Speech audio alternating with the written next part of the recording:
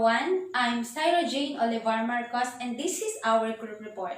Our topic for today is all about the curriculum improvement. The curriculum development process systematically organizes what will be taught, who will be taught, and how it will be taught. Each component affects and interacts with other components. For example, what will be taught is affected by who is being taught.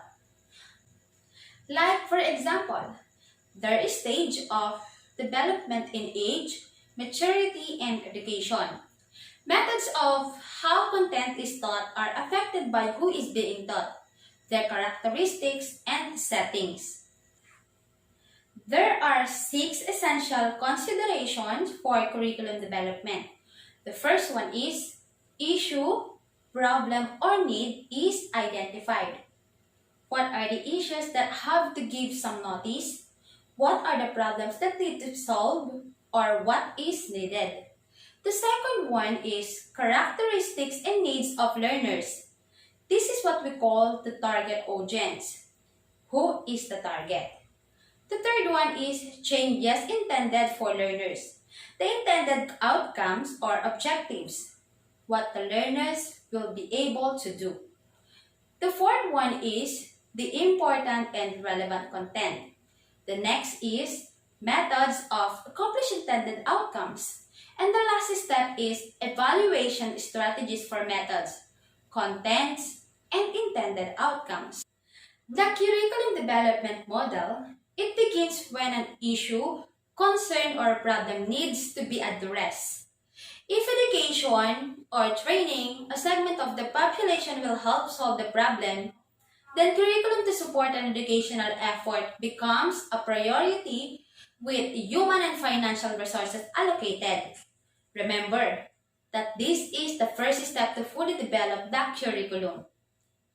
The next step is to form a curriculum development team. The team makes systematic decision about the target audience. It is the learner characteristics, intended outcomes, which is the objectives, contents, methods, and evaluation strategies.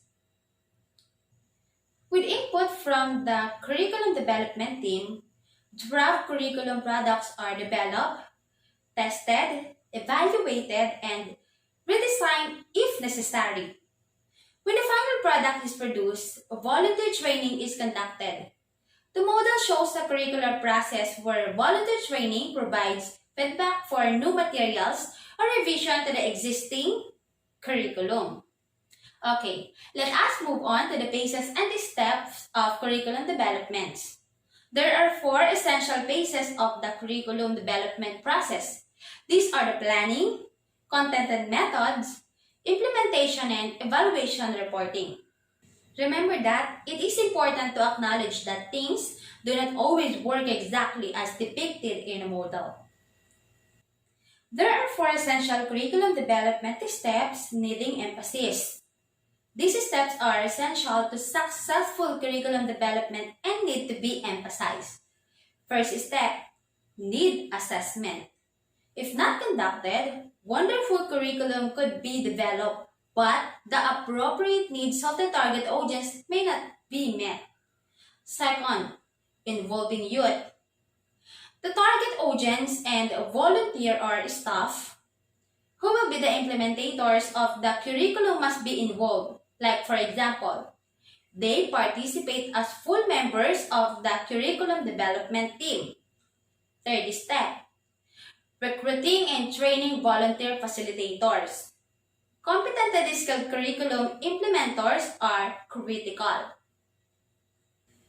And the last step is evaluating and reporting on the impact of the curriculum.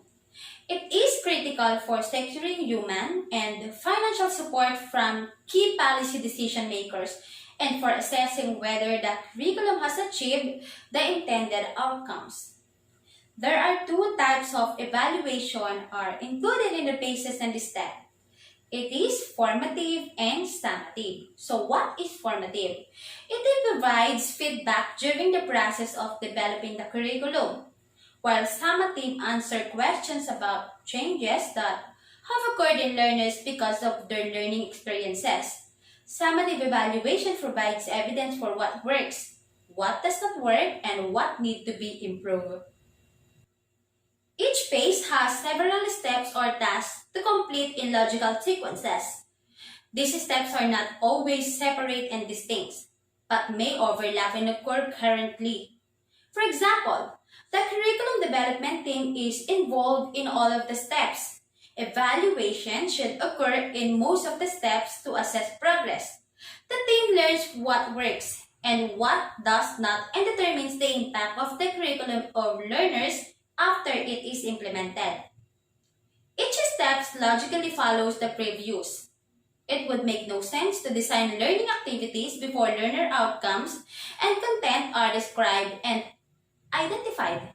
Similarly, content cannot be determined before learner outcomes are described.